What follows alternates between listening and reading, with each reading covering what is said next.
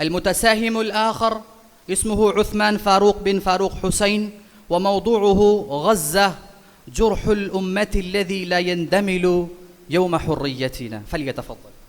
نحمده ونسلم على رسوله الكريم، أما بعد. السادة الحضور، الأساتذة الكرام، زملائي الأعزاء، السلام عليكم ورحمة الله وبركاته. يسرني أن أتناول اليوم هذا الموضوع القيم الذي يحمل عنوانا نبيلا: غزة جرح الأمة الذي لا يندمل في يوم حريتنا.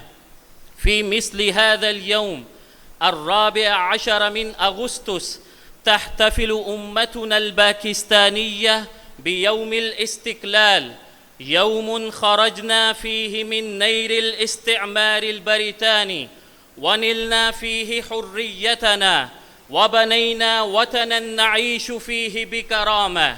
ولكن كيف لنا أن نفرح بحريتنا وهناك من يحرق بيته في حي الشجاعية وتكسف عياداته في رفح وتذبح أطفاله في خان يونس؟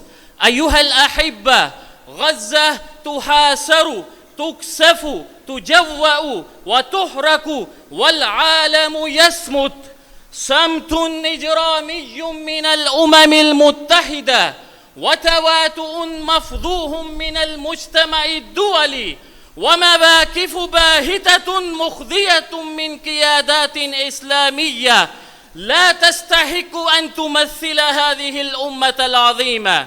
وفي يوم استقلالنا لا بد أن نوجه رسالة إلى أهلنا في غزة: أنتم لستم وحدكم، باكستان وشعبها معكم بقلوبنا وبدعائنا وبضمائرنا.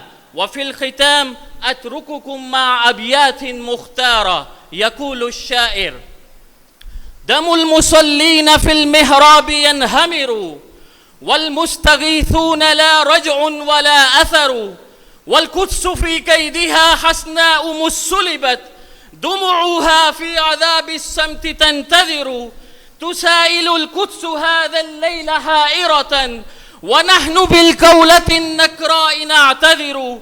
يا أمة الحق ماذا بعد قد نفدت كل الدعاوى وكلت دونها الفكر، ماذا سوى عودة لله صادقة عسى تبدل هذه الحال والصور.